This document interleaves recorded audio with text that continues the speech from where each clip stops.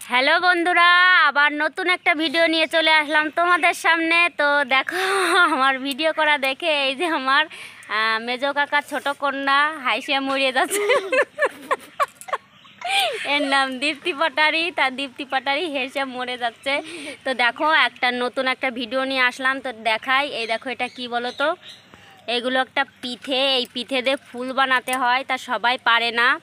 আর এইগুলো আমি বিয়ের আগে অনেক বানিয়েছি, অনেক বানিয়ে বানিয়ে নিজের সব যাবতীয় সব কেনাকাটা আমি এইগুলোই বানিয়ে করতাম। তো দেখো ফুলগুলো দেখাই। তো এইগুলো এখন আর করি না বিয়ের পরে। এটা হচ্ছে গিয়ে আমার মা এখন করে, ওই যে আমার মাও বানাচ্ছে, আমার মাও এই ফুলগুলো বানায়। এখন আমি এসছি, তাই যে সবাই আমরা বসছি। এই যে আমার এই যে মোটা বুনু, সুনাম বুনু, আমার গোলু মলু, এই যে সুনাম বুনু, সুনাম সুনাম একটু তাকা বুনু। তো একটু লজ্জা পেয়ে যাচ্ছে যে দিদি আবার কি করছে। তো যাই হোক, আমি ফুলটা বানাবো। তো আজকে চ্যালেঞ্জ হবে দীপ্তি পাটারি আর সোনালি পাটারি, দেখ কে ভালো এই পিঠে দিয়ে ফুল বানাতে পারে। ও বলছে দেখ আমি পারি না, এইসব চ্যালেঞ্জ ফ্যালেঞ্জ দরকার নেই। তো দেখা যাক। সোনাম তো একটু ক্যামেরাটা এইভাবে ধরে রাখা, একটু কাছে কাছে আন। এই দেখো, এই যে আমরা ফুল বানানো স্টার্ট করলাম। জীবনে আমাকে যেন দেখা যায়, জীবনে দেখো বন্ধুরা, এই দেখো।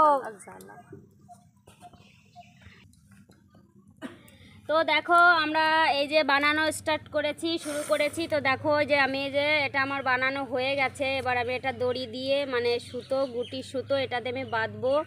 তো যে কোনো জিনিস হাতের কাজ শিখে রাখা ভালো।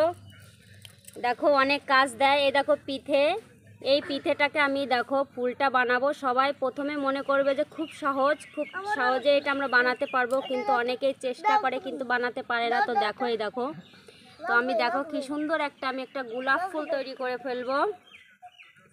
জীবনে কোনো কাজই ছোট নয়। আর সবসময় মেয়েদেরকে বলবো সবাই একটু হাতের কাজ করার চেষ্টা করবে, শিখে রাখার চেষ্টা করবে, যাতে জীবনে তোমাদের কোনো টাকা পয়সা নিয়ে কোনো ভাবতে না হয়, সমস্যা নয়। আমি আমার এই মোটা বুনু, সোনাম বুনুকে বলি যে একটু যে কোনো হাতের কাজ। এই দেখো বন্ধুরা, আমার দিদি খুব রোগা, তো ওই জন্য আমাকে বারবার মোটা বুনু বলছে, বুঝেছো?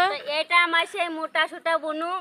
তা দেখো আমার মোটা বুনুকে আমি বলি যে কোনো একটা হাতের কাজ শিখে রাখতে, যাতে পরবর্তীতে ওর বর ওকে মারধর না করে টাকার জন্য।